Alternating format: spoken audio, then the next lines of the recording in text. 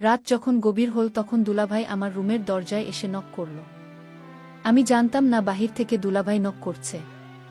আমি ভয় পেয়ে আস্তে করে বিছানা থেকে উঠলাম। তারপর রুমের দরজার কাছে গেলাম। রুমের দরজার কাছে গিয়ে দরজা খুললাম। তারপর দেখলাম দুলাভাই। আমি দুলাভাইকে জিজ্ঞেস করলাম, এত রাতে আপনি আমার রুমে কিসের জন্য?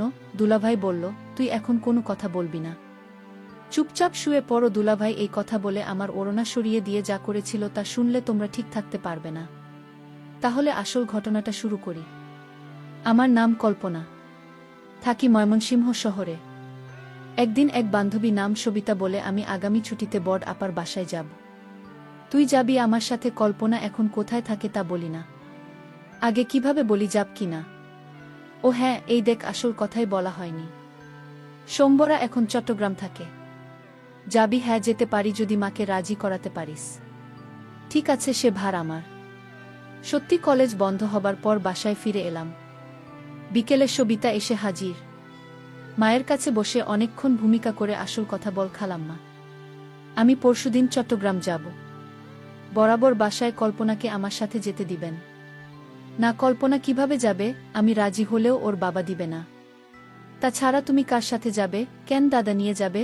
আমি কয়েকদিন থাকব। দাদা আমাকে রেখে চলে আসবে, আবার বল আপার সাথে আমরা ফিরব। কয়দিন থাকবে? বেশি না, মাত্র 1 সপ্তাহ। ও কল্পনা আসবে? হ্যাঁ, আপনি একটু বলেন খালুকে। আচ্ছা দেখি। শেষ পর্যন্ত বাবা রাজি হলেন। চট্টগ্রামে কল্পনা আবার বাসায় এসে পৌঁছে দেখি এলাহি কারবার, তার শ্বশুর শাশুড়ি সহ আরও প্রায় 5-6 জন মেহমান এসেছে গতকাল। খাওয়া দাওয়ার পর এখন চিন্তা সভা হবে কোথায়। পাশের বাসায় গেল। সে বাসায় ভদ্রলোক একা আছে, তার ফ্যামিলি গেছে ঢাকায়। হ্যাঁ, পজিটিভ খবর নিয়ে এসেছে, এই পাশের বাসায় থাকব আমি আর সবিতা। আমাদের নিয়ে এসে পরিচয় করিয়ে দিয়ে গেলেন আপা। এই যে ভাই, আমার বোন সুমিতাকে তো চেনেন, আর এ হলো ওর বান্ধবী কল্পনা।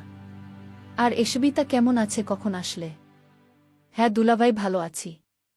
আপনি কেমন আছেন? ভালো ভালো। তোমার মতো শালী যাদের, তারা কি আর খারাপ থাকতে পারে? দুলাভাই খালি বেশি কথা বলেন। না না, বেশি আর কি বললাম। তাকে এসেছ না কি? রান্না করব না, খেয়ে এসেছি। তবে শোন, সকালে কিন্তু নাস্তা বানিয়ে নিজেরা খাবে। আমাকে খাওয়াবে, তারপর যাবে, এবং যে কয়দিন থাকবে এই হিসাবে চালু থাকবে, বুঝেছ? আচ্ছা ভাবে, আপনি যান, ওদিকে ব্যবস্থা করেন। গিয়ে আমি দেখছি, এখানে ওরা এই রুমে থাকবে। আমি দেখিয়ে দিচ্ছি, আছো তোমরা আমার সাথে। পাশের রুমে নিয়ে গেলেন, বিছানা দেখিয়ে বললেন, সবিতা তুমি তো চেঞ্জ সব, তাহলে শুয়ে পর, অনেক লম্বা জার্নি করে এসেছ। আমি সিরিয়ালটা দেখে সব। না, আমরাও দেখবে, তাহলে আসো দেখো। টিভি দেখছিলাম আর বিভিন্ন গল্প করছি। বলেই ফেললাম, বা দুলাভাই আপনি এত সুন্দর করে কথা বলেন। সবিতা আগে আপনার কথা কিছু বলেনি নাকি? আর কথা বলাই তো এমনি, আর কি। আচ্ছা তোমরা চা খাবে? লম্বা জার্নি করেছ, ভালো লাগবে। কে বানাবে? আপনি বানাবেন? মাথা খারাপ? দুইটা শালি ঘরে থাকতে কোনো বোকা চা বানিয়ে খায় বল? সবিতা বলল, না দুলাভাই, আমি বানিয়েছি, আপনি বসেন। আমি সবিতা এর সাথে রান্নাঘরে গেলাম। চায়ের কাপ এনে দুলাভাই এর হাতে দিলাম। উনি খুব খুশি হলেন। কি ব্যাপার তোমাদেরটা?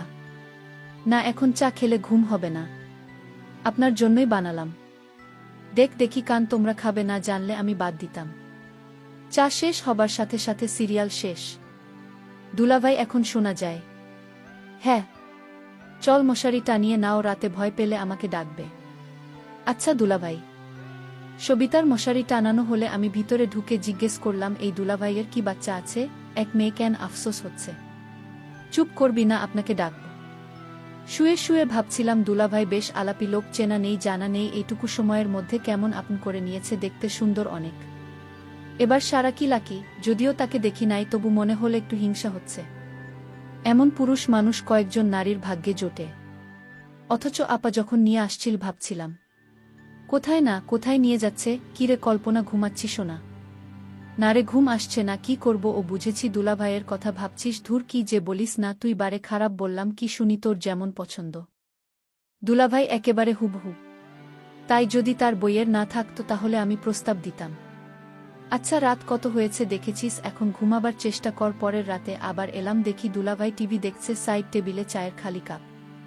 কি দুলাভাই, কি দেখছেন? আরে আসো আসো, বসো, বল কি খেদমত করতে পারি? না, আপনাকে খেদমত করতে হবে না। আপনার জন্য কি করব তাই বলেন। যা দরকার তা তোমরা পারবে না, কেন পারবে না বলেই দেখেন পারি কিনা চা বানাবো। তোমরা খাবে না তাহলে থাকবে কেন, এখনই আনছি। দেখ যদি পারো ভালোই হয়। সেই সন্ধ্যা থেকে ভীষণ মাথা ধরেছে। টিভিতে আমার প্রিয় একটা সিরিয়াল চলছিল, কিন্তু সবিতার ঘুম পাচ্ছিল বলেও ঘুমাতে চলে গেল। আমি কি করি ভেবে রয়ে গেলাম। দেখি যাই। যাকে দুলাভাই বললেন একটু কড়া করেছে বলে চাটা ভালো হয়েছে, দেখি যদি মাথা ছাড়ে। এ কি দুলাভাই, আপনার চোখ এমন লাল হয়ে আছে, কপালের পাশে রগ ফুলে গেছে কেন? ওই যে বলছি না মাথা ব্যথা, এটা আমাকে খুব কষ্ট দেয়। মালিশ করে দিব? না থাক, তুমি বেড়াতে এসেছ, আবার কি মনে করবে? কি যে বলেন দুলাভাই, কি মনে করব? আপনার কষ্ট হচ্ছে তো। আর তাছাড়া মাথা ব্যথা কমাতে মালিশের কোনো বিকল্প নেই। দুলাভাই আমি মালিশ করে দেই, আপনার কপালটা তাহলে ব্যথা কমে যাবে না। তুমি পারবে না, এই জন্যে আমার স্ত্রী আমাকে ছেড়ে সাধারণত কোথাও যায় না। এই যন্ত্রণাটা খুব খারাপ। আমি এতক্ষণ শুয়ে পড়তাম, তোমাদের জন্যে বসে রয়েছি। আজ সবই ঠিক আছে। এখন আপনি কোনো কথা না বলে চলেন, বিছানায় শুয়ে পড়েন। আমি আপনার মালিশ করে দেই। আমি ভালো মালিশ করতে পারি। মায়ের মাথায় ব্যথা আছে তো, তাই সবসময় মালিশ করতে হয়। কিন্তু সবিতা দেখলে কি বলবে? আরে অসুখ হলে সবাই মানুষকে সেবা করতে পারে, এই নিয়ে আপনাকে ভাবতে হবে না দুলাভাই। আরে ও ঘুমিয়ে পড়েছ, আপনি জানেন না ওর ঘুম মরার মতো। আর জানলেই বা কি আসে যায়, অসুস্থ মানুষের সেবা করতে হবে না। ও তাহলে চলুন।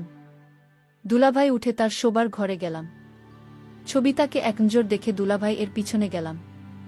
আপনারা বিশ্বাস করেন আমার অন্য কোনো উদ্দেশ্য ছিল না। লাইট জ্বালাতে চেষ্টা করল, কিন্তু লাইট কিছুতেই চলল না।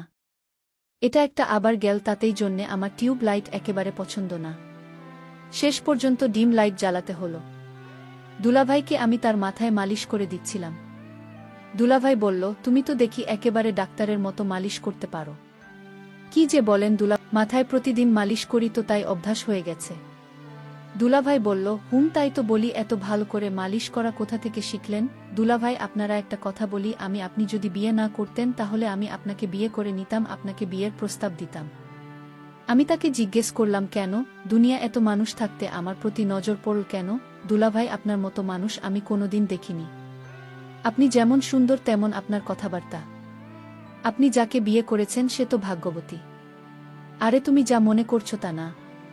তুমি হয়তো ভাবছো আমি বিয়ে করে অনেক ভালোই আছি, কিন্তু আমার মনের অবস্থা তুমি জান না। আমি আসলেই সংসার নিয়ে ভালো নেই। তোমার ভাবির আচার আচরণ তেমন একটা ভালো না। তোমার ভাবি আমার তেমন পছন্দ করে না। আমি বললাম, দুলাভাই আপনি কি বলেন? আপনার মতো একটা সুদর্শন মানুষকে ভাবি পছন্দ করে না? এটা কি করে হয়? আমার এই কথাটা বিশ্বাস হচ্ছে না দুলাভাই। তুমি যদি বিশ্বাস না করো তাহলে আমার করার কিছু নাই। আমি সত্যি বলছি, আমি আসলে তোমার ভাবিকে নিয়ে ভালো নেই। আচ্ছা দুলাভাই আজ ঘুমান, আমি আমার রুমে গিয়ে ঘুমাই। ঠিক আছে, কাল কথা হবে। আর আমি তো আছে, সবিতা যতদিন আছে আমি তাকে ডাক দিলাম আর বললাম, শোন, তুমি যে আমার মাথা ব্যথা দূর করেছ তাই তোমাকে অসংখ্য ধন্যবাদ। আরে দুলাভাই আপনি আমাকে ধন্যবাদ দিয়ে ছোট করবেন না, কারণ আমি তো রোগী মানুষের সেবা করেছি। সমস্যা নাই, কাল আবার কথা হবে। তাহলে আমি এখন যাই। আচ্ছা ঠিক আছে, যাও। পরের দিন রাতে আমি আমার স্বামীকে বললাম, আজ আমার সাথে দেখা করাতে। আমি বললাম, ঠিক আছে দুলাভাই আপনি রুমে যান, আমি আসব। আমি আমার রুমে গেলাম। আজ আমার মাথা ব্যথা তেমন নাই। তারপর আমি ভাবলাম কল্পনাকে দিয়ে। আমি কল্পনা মানে আমার সালের জন্য অপেক্ষা করতে লাগলাম, কিন্তু কল্পনা আজ কিছুতেই আসছে না। আমি ভাবতে লাগলাম, আজ কল্পনা আসলে আমি তার কাছে থেকে আমার মনের চাওয়াটা পূর্ণ করে নেব। আমি ভাবতে লাগলাম কিভাবে কি করা যায়। কল্পনা কি আমার কথায় রাজি হবে নাকি অন্য কাউকে বলে দিবে? কারণ আমার খুব ভয় হচ্ছে, যদি আমার স্ত্রী কিছু জানে তাহলে আমার এক দুইটা যাবে। আর তাই যা করতে হবে খুব ভেবে চিন্তে করতে হবে। আমি কল্পনাকে আস্তে করে ডাক দিলাম, কল্পনা এদিকে আসো, তোমার সাথে জরুরি কথা ছিল। আমি বললাম, দুলাভাই আসছি। আমি দুলাভাইয়ের ডাক শুনে তার রুমে গেলাম। আমি বললাম, দুলাভাই চা করে দিব। দুলাভাই বলল, তোমার হাতের চা খেলে আমার মাথা ব্যথা ভালো হয়ে যায়। তাই নাকি দুলাভাই? তুমি এমন ভাব করছো মনে হয় কিছুই তুমি জান না। দুলাভাই আমি সব জানি, এমনি আপনার সাথে মশকরা করছিলাম। আরে তুমি আমার সাথে মশকরা করো, কিন্তু আমার মনের ভিতর তখন শান্তি নাই। দুলাভাই আপনি চাইলে আপনি মনে শান্তি পেতে পারেন। আমি বললাম কিভাবে পাব? তোমার ভাবি যে অহংকারী মানুষ, তার কাছ থেকে ভালো কিছু পাওয়া সম্ভব না। এরই মধ্যে আমার স্ত্রী বাসায় হাজির। তুমি চলে আসো, তুমি না বলেছিলে আরও 2 দিন তোমার বাপের বাড়িতে থাকবে? আরে আমি এতদিন থাকলে তোমার কষ্ট হতে পারে, আর তাই ভাবলাম চলে যায়। আমি ভাবি ব্যবহার তো খারাপ দেখলাম না। ভাবি বল, এই 2 দিন তুমি কেমন আছো, কি করছো, ঠিক মতো খাওয়া দাওয়া করছো কি না, তা নিয়ে আমি মহা দুশ্চিন্তায় ছিলাম। আর তাই তো কোনো কিছু না ভেবে চলে আসলাম। যাক, ভালোই করেছে, তোমার ছোট বোন আসছে, তুমি আর দিন থাকলে হতো। তারপর ভাবি বল, যাও তুমি স্নান করে এসো, আমি তোমার জন্য খাবার রেডি করছি। তারপর দুলাভাই স্নান করে আসলো, ভাবি নিজ হাতে দুলাভাইকে ভাত খাইয়ে দিচ্ছিল। আমি এই দৃশ্য দেখে ভাবলাম, ভাবি তো দুলাভাইকে ভালো যত্ন করে, তাহলে দুলাভাই কি আমার সাথে মিথ্যা কথা বলেছে নাকি? আর দুলাভাই আমার সাথে মিথ্যা কথা বলবে কেন? এখন আমি বুঝতে পারলাম দুলাভাই আমায় মিথ্যা বলে আমার কাছ থেকে কিছু আদায় করতে চাইছিল। যাই হোক, দুলাভাইয়ের নকল বুঝতে আর আমার বাকি রইল না। আমি রাতে আমার রুমে খাওয়া দাওয়া শেষ করে সবাই ঘুমাতে গেলাম। তারপর রাত যখন গভীর হল, তখন আমার রুমের দরজায় কারণও পেলাম। তারপর আমি ভাবলাম, এত রাতে দরজায় নক দিল, আমি কিছুটা ভয় পেলাম। তারপর আমি আস্তে আস্তে বিছানা থেকে উঠলাম আর দরজার কাছে গেলাম। তারপর মনের সাহস নিয়ে রুমের দরজাটা খুলে দিল মা। তারপর যাকে দেখলাম সে আর কেউ না, সে আমার দুলাভাই। আমি দুলাভাইকে বললাম, আপনি এত রাতে আমার রুমে কিসের জন্য? দুলাভাই বল, এই দিন তোমায় বলেছিলাম যে আমার কপালে সুখ নেই, আমার মাথা প্রচণ্ড ব্যথা করছে, অথচ তোমার ভাবিকে বললাম আমার মাথা ব্যথা করছে, একটু মালিশ করে দাও। সে রাগ দেখিয়ে বল, আমি পারব না, মাথা ব্যথা করলে ট্যাবলেট খাও। কিন্তু ট্যাবলেটে তো আমার মাথা ব্যথা সারে না। তোমার ভাবে আচার ব্যবহার আমার কাছে কিছু ভাল লাগে না। আমি দুলাভাইকে বললাম, তাহলে এখন আমি আপনার জন্য কি করতে পারি দুলাভাই? উনি বলল, তুমি তো ভালো মালিশ করতে পারো। তাই বলছিলাম, আমার মাথায় প্রচুর ব্যথা করছে, তুমি আমার মাথায় মালিশ করে দিলে ব্যথাটা কমে যাবে। তুমি যদি আমাকে একটু সাহায্য করো, তখন কল্পনা বল করে দিতে পারি, তবে একটা শর্তে দুলাভাই। আমি কল্পনাকে বললাম, কিশোর তো তোমার, আমি তোমার সকল কথায় রাজি আছি। দুলাভাই আপনি অদ্ভুত মানুষ, আগে আমার শর্তটা তো শুনবেন, তারপর আপনার কথা রাখব। দুলাভাই তখন বলল, কি শর্ত শুনি বলো। আমি বললাম, দুলাভাই আপনি ভাবির সাথে রাতে যা করেন, আমিও আপনার কাছ থেকে তা পেতে চাই। আমি কল্পনার কথা শুনে অনেকে অবাক হলাম, আমার অনেক খুশি হলাম মনে মনে। আমি বললাম, ও এই কথা ঠিক আছে, আমি তোমার কথায় রাজি। তারপর আমি কল্পনাকে বললাম, কখন তোমার কথা রাখতে হবে? আমি বললাম, এই মুহূর্তে এবং এখনই। তারপর দুলাভাই বলল, তাহলে শুয়ে পড়ো। আমি বিছানায় শুয়ে পড়লাম। তারপর দুলাভাই আমার বিছানায় এসে বসল আর আমার ওড়না সরিয়ে দিয়ে যা করেছিল তা আমি তোমাদের পরের পার্টের বলবো। আজকেই পর্যন্ত, সবাই ভালো থাকবেন। প্রিয় বন্ধুরা, গল্পটি ভালো লাগলে অবশ্যই কমেন্ট করে জানাবেন। আর নিয়মিত এমন আলাদা স্বাদের গল্প শুনতে ভিডিওটিতে লাইক এবং চ্যানেলটিকে সাবস্ক্রাইব করে সাথেই থাকুন। আর হ্যাঁ, নোটিফিকেশন বেলটি অল করে রাখবেন, যাতে পরবর্তী গল্প সবার প্রথমে আপনাদের কাছে পৌঁছে যায়। ধন্যবাদ বন্ধুরা, ধন্যবাদ সবাই।